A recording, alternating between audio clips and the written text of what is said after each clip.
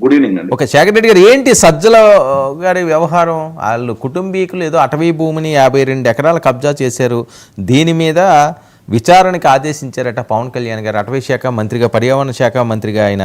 So Sajjala గారికి కూడా ఉచ్చు బిగుస్తుంది, పక్కా ఆధారాలు, ప్రూఫ్స్ ఉన్నాయి, ఇదే కోవలో చాలామంది ఉన్నారు అని విచారణ చేసుకోమన్నాను సార్. మేమేమన్నా అడ్డుపడుతున్నామా?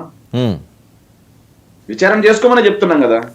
1995లో చంద్రబాబు నాయుడు గారు ముఖ్యమంత్రిగా ఉన్నప్పుడు సజ్జల గారి కుటుంబం ముమ్మడిగా కొన్న ఆస్తి, అది కొనుగోలు చేసిన ఆస్తి. తర్వాత ఏం జరిగిందంటే 2004 టైంలో 10 ఏళ్ల తర్వాత ఏదైతే సజ్జల గారు ఆ ఆస్తులను వాళ్ళ తమ్ముళ్ళకే వదిలేశారు, వాళ్ళ కుటుంబీకులకు వదిలేశారు, ఆ ఆస్తుల నుంచి బయటకు రావడం జరిగింది. 2014లో రెవెన్యూకి ఫారెస్ట్ కి మధ్య డిస్ప్యూట్ తో ఫారెస్ట్ వాళ్ళు అది మా ల్యాండ్ అని చెప్పి వచ్చారు. రెవెన్యూ వాళ్ళు లేదు అది మాకు సంబంధించిన ల్యాండ్ అని చెప్పేసి వాళ్ళిద్దరి మధ్య వివాదాలు సాగుతున్నమాట వాస్తవం. కాకపోతే ఆ రోజు నుంచి సజ్జల కుటుంబీకులు ఎవరైతే సజ్జల గారి సోదరులు ఎవరైతే ఉన్నారో వాళ్ళు పలుమార్లు అర్జీలు దాఖలు చేయడం జరిగింది. అయ్యా మేము కొన్నప్పుడు దాన్ని రెవెన్యూ ల్యాండ్ అని చెప్పారు. 1995లో చంద్రబాబు నాయుడు గారి ముఖ్యమంత్రి అప్పుడు. ఆ రోజుకి సజ్జల గారు రాజకీయాల్లో పోలేరు. 95 సార్, రాజకీయాల్లో కూడా లేరు అప్పటికి సజ్జల గారు. కొన్న భూమిని ఈ రోజు ఫారెస్ట్ వాళ్ళు వచ్చి మాదంటున్నారు, మీరేమో రెవెన్యూ వాళ్ళు సర్టిఫై చేసి మాకు ఓకే చేశారు, అది డీకేటీ కూడా కాదు, పట్టా ల్యాండ్, పర్ఫెక్ట్ పట్టా ల్యాండ్ మేము కొనుగోలు చేశాము, సో మీరేదైతే ఉందో మీరే తేల్చండి అని రెవెన్యూ అధికారుల చుట్టూ ఎన్నోసార్లు అర్జీలు పెట్టుకున్నటువంటి పరిస్థితులు. దాన్ని తీసుకొచ్చి కబ్జా చేశారు, అటవీ భూములు తేల్చమని వాళ్ళే అడుగుతున్నారు కదా సార్. మేము కొన్నప్పుడేమో రెవెన్యూ ల్యాండ్ అన్నారు, మధ్యలో ఫారెస్ట్ వాళ్ళు వచ్చి ఫారెస్ట్ ల్యాండ్ అంటున్నారు. మరి ఫారెస్ట్ ల్యాండ్ అయితే రెవెన్యూ వాళ్ళు ఎట్లా మాకు రిజిస్ట్రేషన్ చేయించారు, ఎట్లా మాకు పట్టాదారు పాస్ పుస్తకాలు ఇచ్చారు అని చెప్పి వాళ్ళే అడుగుతున్నారు. ఇక దీంట్లో కొండంత వెలకని పెట్టేదే ఉంది, పులినట్టు తల పెట్టేదే ఉంది సార్. విచారణ చేసుకోండి చెప్పి మేము స్పష్టంగా చెప్తున్నాం. ఓకే, చేసుకోండి. ఆంధ్రజ్యోతి కథనాలను పట్టుకొచ్చి ఆంధ్రజ్యోతిలో ఏదో రాసేస్తాడు, అది పట్టుకొని ఆంధ్రజ్యోతి కథనాల్లో రేపు శేఖర్ రెడ్డి కూడా 100 ఎకరాలు కబ్జా చేశాడని చెప్పి రాస్తారేమో. ఆంధ్రజ్యోతి కథనాల్లో నాకు వారసత్వంగా మా తాతల నుంచి వచ్చిన ఆస్తులను కూడా నేను కబ్జా చేశానని రాసేస్తారేమో. ఓకే, దాన్ని పట్టుకొని తెలుగుదేశం పార్టీ అధికార ప్రతినిధులు, జనసేన వాళ్ళు, కొన్ని మీడియా సంస్థలు దాన్ని పట్టుకొని సజ్జల గారు నేరం చేశారు, రేపు శేఖర్ రెడ్డి గారు కూడా నేరం చేయబోతున్నారేమో. ఓకే, ఇట్లా ఉంది సార్. కంప్లీట్లీ మేము అడుగుతున్నాం సార్, కంప్లీట్లీ 7 నెలల్లో అట్టర్ ఫ్లాప్ అయింది ప్రభుత్వం, అట్టర్ ఫ్లాప్.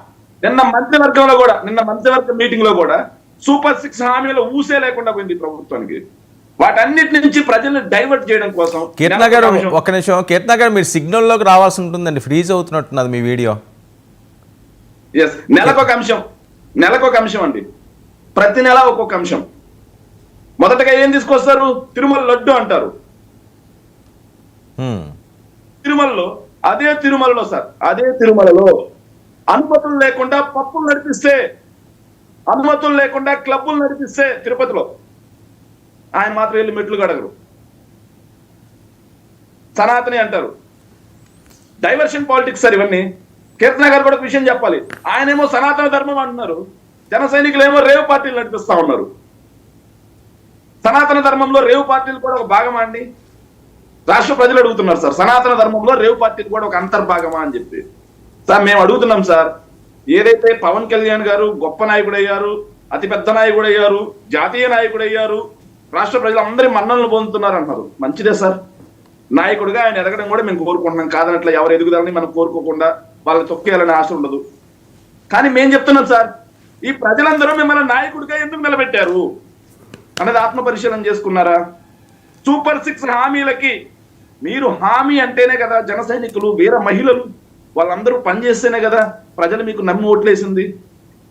మరి ఆ హామీలన్నిటికీ మంగళం పాడుతుంటే ప్రశ్నించడానికే పుట్టిన పార్టీ ఈరోజు ఎందుకు ప్రశ్నించట్లేదు సార్? 84 లక్షల మంది ఏదైతే తల్లికి వందనం ఇస్తారని ఎదురు చూస్తూ ఉంటే ఈ సంవత్సరం దాన్ని ఊసే లేకుండా చేసేశారు. 50 లక్షలకు పైగా రైతులు సుఖీభావ కింద డబ్బులు ఇస్తారని చూస్తుంటే ఇవ్వకుండా వదిలేశారు. మత్స్యకార వర్గం మొత్తం పవన్ కళ్యాణ్ గారిని నమ్మి ఆయన వెంట నిలబడితే ఈ ఏడాదికి మత్స్యకార భరోసా 20,000 ఇస్తాం, 10,000 మేము ఇస్తుంటే 20,000 ఇస్తామని చెప్పి చంద్రబాబు నాయుడు గారు హామీ ఇవ్వడం, ఆ హామీకి ఈయన మన భద్రతగా ఉంటానని చెప్పి చెప్పడం. సో దాని మీద పవన్ కళ్యాణ్ గారు ప్రశ్నించిన పాపానే పోవట్లేదు సార్. ఆఖరికి ఆరోగ్యశ్రీకి కూడా మంగళం పడతా ఉన్నారు సార్.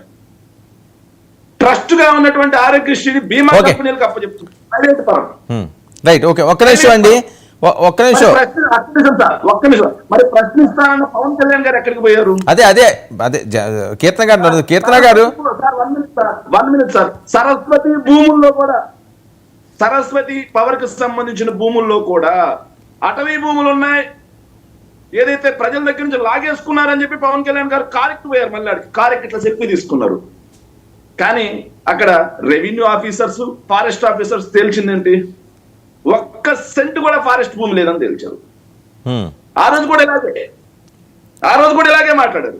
ఓకే, ఈరోజు సజ్జల గారి అంశం కూడా ఇలాగే మాట్లాడారు. ఓకే ఓకే తేల్చండియా బాబు, రెవెన్యూ వాళ్ళు ఫారెస్ట్ వాళ్ళు వచ్చి మమ్మల్ని ఇబ్బంది పెడుతున్నారు, మధ్యలో మేమే తేల్చండియా బాబు అని చెప్పి సజ్జల గారి కుటుంబీకులు మాట్లాడుతుంటే మళ్ళీ వాళ్ళు కప్ చేసినట్టుగా 95 సార్ రాజకీయాల్లోనే లేరు ఆ రోజు సజ్జల గారు. ఓకే, ఒక నిమిషం ఉండండి, ఆవిడ సమాధానం చెప్తారు.